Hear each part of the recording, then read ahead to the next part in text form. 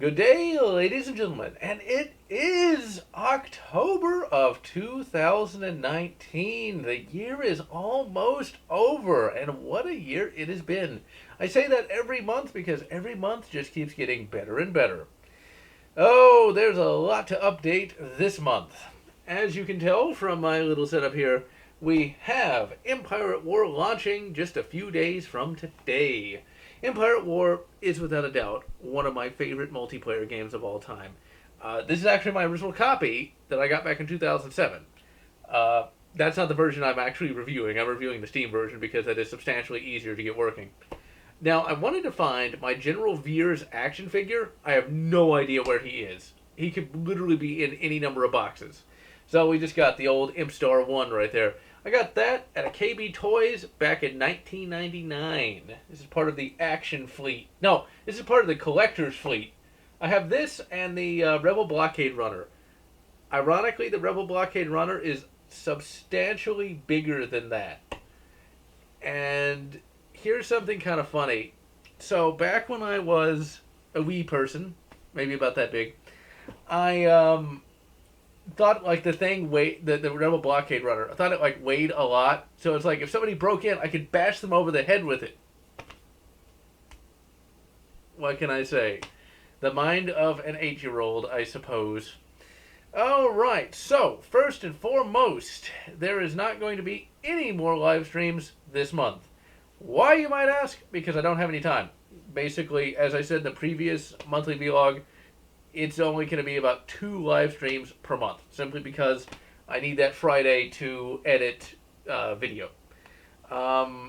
When I get back with the live streaming next month, it's going to be Far Cry, and that is because Doom Eternal has been delayed until March of next year. I was like really excited too to finally play that bloody thing, only it got postponed. But hey, maybe that means it'll actually be, good.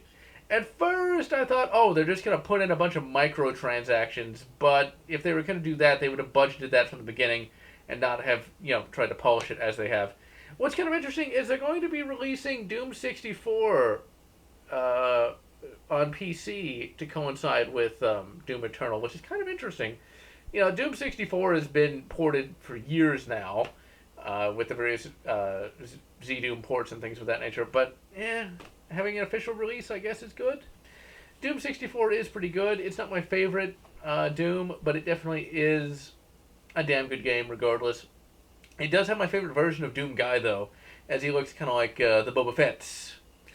Let's see. So next month, I'm going to be doing TIE Fighter. It's not going to be as exhaustive of a review as I would like, because next month I have to start getting gameplay footage for Knights of the Old Republic. In fact, I considered canceling TIE Fighter altogether, but I should have enough time to complete it. Knights of the Old Republic is going to be a nightmare because I have to play the entire game, and that game is long, and I've got to skip so many side quests to actually get that footage in time and get the review done in time, and it's not going to be an exhaustive review like I'd like. It's going to have to be very truncated, but I do intend to give it a full 1 hour long review at some point in the future. I don't know when that's going to be, but it's going to be in the future somewhere. So yeah, that's just how that's going to have to be. But Star Wars year's almost over. This year just flew right on by. The novel reviews for next month are going to be fantasy novels. Going to be looking at Magician. That is a classic 80s fantasy novel that I read a couple of years ago. I'm going to have spoilers in that, but I'm going to warn for spoilers at the beginning of the video because I have to kind of spoil, most of the book. I do recommend going into that blind because you won't see some of the twists coming if you know nothing about it. Then I'm going to be reviewing The Crystal Shard, which is the first book in the Drizzt, giant library of books by R.A. Salvatore. It's not bad, but it's not as good as Magician. Drizzt's a decent enough character, but the writing is not the most amazing. I happen to find Magician's writing much better than Crystal Shard's, but that's one of those things where, Magician is just such a well-written novel that, Crystal Shard is great, but compared to that, it's not as good, but they're still both good. Crystal Shard, of course, is set in the D&D universe of Faerun, the Forgotten Realms. Magician is set in its own universe, but from what I've read, it's actually set in the writer's D&D campaign. So D&D really did have a big influence on a lot of fantasy from the 1980s and possibly even today. D&D is something I have not gotten into yet. I would like to get in Pathfinder. I have heard that it got a little SJWized, but I'm sure if you get with the right gaming group, it's not going to matter one way or the other. The next two books are, of course, going to be two modern-day fantasy novels. Uh, I'm going to be reviewing The Grey Knight. I forget who wrote that, though. I think it's like Jason or John or something Mueller. Basically, it has got to be one of the most imaginative modern-day fantasy novels. Basically, King Arthur is real, and Merlin is real, and they exist in England for a while, and then the Saxons invade. Goddamn Germans! And so Merlin, who's still alive, like 500 years after King Arthur created Camelot, opens up this portal to a magical world for all of the Camelotians to escape the Saxon hordes. They go to this fantasy world with elves, dwarves, orcs, stuff like that, and set up a new society. And also at some point, King Arthur converted to Christianity. So basically, you have this medieval English kingdom in this fantasy world. And the thing that always sticks with me is the orcs in that world all converted to Christianity. So you've got Christian orcs. It's just something about that just kind of hits me in the right spot. I don't know why. One of the main characters in that book series actually is a Christian orc, believe it or not. So the main character in that is the Grey Knight. There's a lot of spoilers surrounding him, so I'm not going to spoil him too much. But basically, the plot is there's like this magical girl, he's got to save her, and it's a fairly straightforward fantasy plot. But I like what the writer does. He does enough original stuff that it's really, really entertaining. It's a whole massive 10-book series, and I haven't actually read the second. I've read part of the second book, but I kind of just got distracted by other novels. But first book, absolutely excellent. And then the last book that month I'm going to be reviewing is Schooled in Magic, Book 1. It is, well, imagine Harry Potter, but cynical. Christopher Nuttall is one of my favorite modern-day writers. And Christopher Nuttall is a very cynical writer, but he has some heroic moments here and there in his books. And Schooled in Magic is imagine Harry Potter, but cynical, mixed with a little bit of Worst Witch. Worst Witch being a really crappy 1980s TV special. I've seen it. It's hilarious. One day I will review it. Because it's bad, but it's a good kind of bad. It's the kind of bad that, it's kind of like, it was a 1980s show that I didn't actually see until just this year. But there's a similar show from my childhood that was bad that I still love called Halloween Town. Which Halloween Town is where you got these two kids that they don't know that they're witches, but they're witches, so they gotta go to Halloween Town and save it. It is the cheesiest show imaginable, but I love it. But back to Schooled in Magic. Basically, you've got this character from our world. She's very put upon, abusive parents. She then gets kidnapped by a necromancer.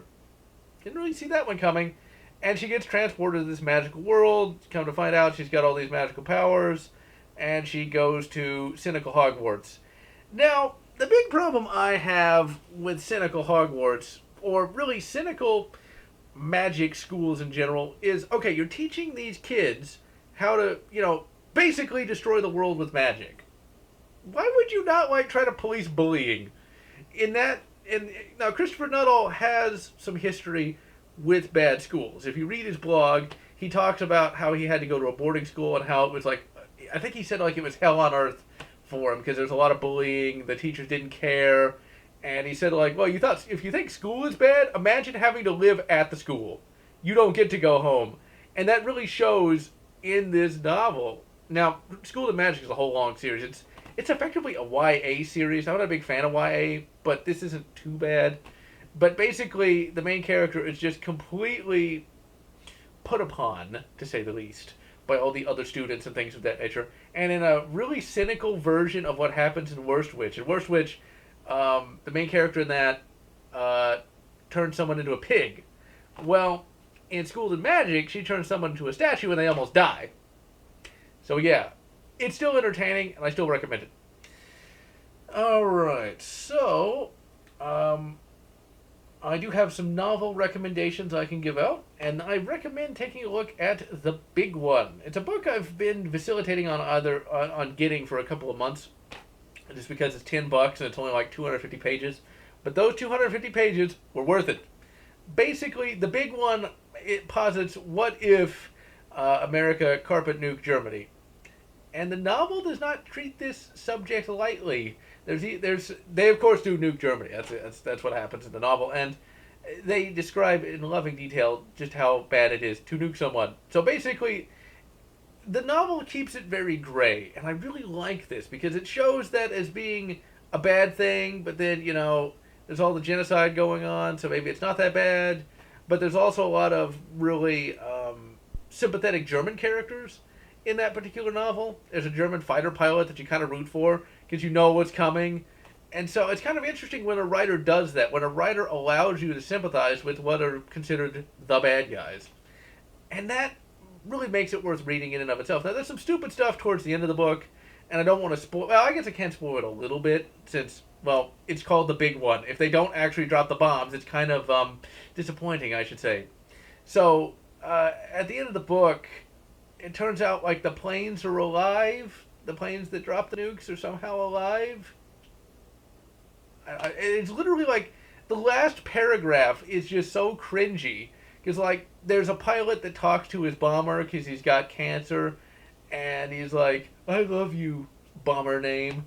And the bomber's like, I love you too. It's like, what? Why is the plane talking to him? It's like, it's a very serious, realistic novel, and then the plane talks to him at the end. I don't know.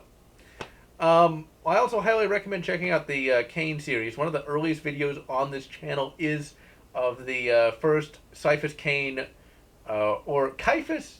It's kind of interesting. I don't know how you pronounce his first name. It looks like Caiaphas to me, but it's supposed to be pronounced Caiaphas, or Caiaphas, or I use a text-to-speech app to listen to it at work, and so it's pronounced Chiphus. Of course, then again, as I say that, ladies and gentlemen, I actually picked up some of the Kane audio dramas, which are actually pretty good. And they pronounce it there, but I remember how it's pronounced. So yeah, that is an excellent book series. I've currently gone through pretty much all of it. Still holds up quite well. The Kane character is rather interesting. I intend to review the Caiaphas, Cyphus Kane novel, Death or Glory. It's by far my favorite novel in that series. I think I will be doing that in 2020 at some point. But the character of Caiaphas Kane he's supposed to be, well, for one, it's a Warhammer 40k book series, for those who haven't heard of it. And he's a commissar, but the main sort of twist in that series is he's supposed to be a coward, even though he doesn't actually do anything cowardly. Basically, he thinks like a modern-day person. He actually uses tactics. He doesn't just shoot people randomly and things of that nature. But he thinks he's a coward, and I get the feeling there's a little more psychological stuff going on than one might first think. I think that since he's actually using legitimate tactics versus just all glory to the first man to die, he thinks that's cowardly even though it's smart. But he doesn't know that it's smart because in the Imperium, doing things intelligently is sort of, well, frowned upon. You're supposed to just use martial zeal to win the day. It's just sort of an interesting little thing in that. Let's see. There's another book that I started recently called Star Warrior. It's a generic title. It's basically Star Wars, but modern day. But which, I mean, it's like Star Wars, but imagine, like, with the modern day conception of what future technology would potentially look like. It's actually surprisingly well written. I just started it, and it's actually quite good. I definitely will be reviewing that sometime in 2020 as well.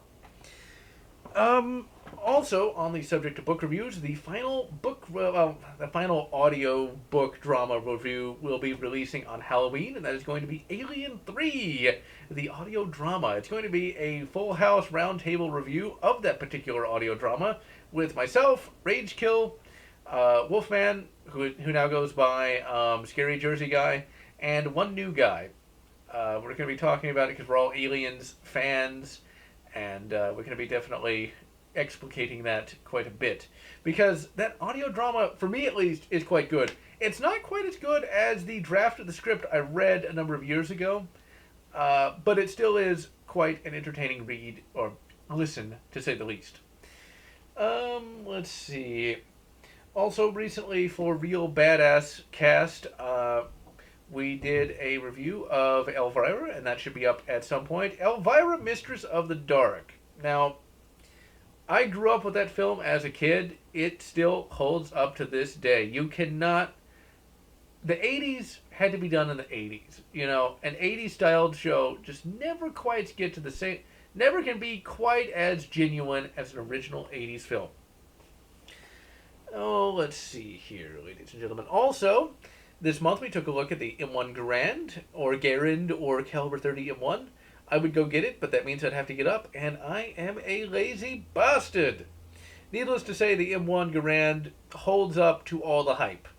I'm quite happy to finally have that particular rifle, and I cannot wait to do that review sometime in 2020. Next month there's going to be another gun review, though. Or not a gun review, but another First Shots. Because I'm going to finally upload my Ruger Standard Mark IV First Shots. I actually recorded the footage for that last month, but I decided to postpone that to look at the M1, because I imagine the M1 is going to get substantially more popular than the Ruger Standard. But the Ruger Standard is still an awesome pistol. It's still great, but just not quite as memorable as the M1.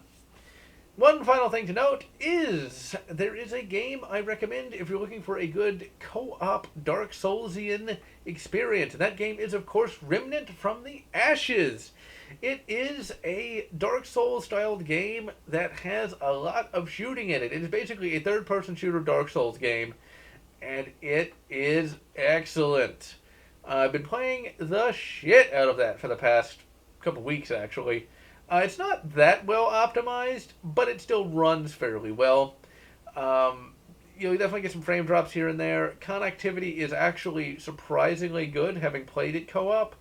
And overall, it is a rather good AA experience. You can definitely tell they had to tone a few things down for the budget, but it's still better than anything AAA, of that I can guarantee, because it's not loaded to the brim with microtransactions. Combat, absolutely excellent, very responsive. The guns are really quite cool. I'm playing the Sharpshooter class, and the Sharpshooter class gets a Marlin 336, not 1336. It is exactly a Marlin 336, and it is beautiful. The story is demons invade, and you gotta kill them, more or less. The demonic enemies look pretty cool. They look very stylized. But overall, excellent game. If you want a good co-op Dark Souls experience, that's one of them. I intend to review that maybe 2020, maybe a little afterwards. I'm not sure. There's only so much time to work on reviews, and I kind of prioritize other games over others. And I'm not sure if I actually mentioned what game I'm going to do for the live streams. I think I missed that. Just in case I did, the live stream game is going to be Far Cry 1. After I finish Far Cry 1, I'm actually going to move on to Singularity, which is, I believe, Raven's last game. And so, with that, ladies and gentlemen, I am GeneralLotz, and I'm going to wish you good Far Cry 1, and good Singularity, or whatever makes you happy. If you enjoyed this video, please consider subscribing, and if you can, please consider supporting me on Patreon so that I can continue bringing you this awesome content.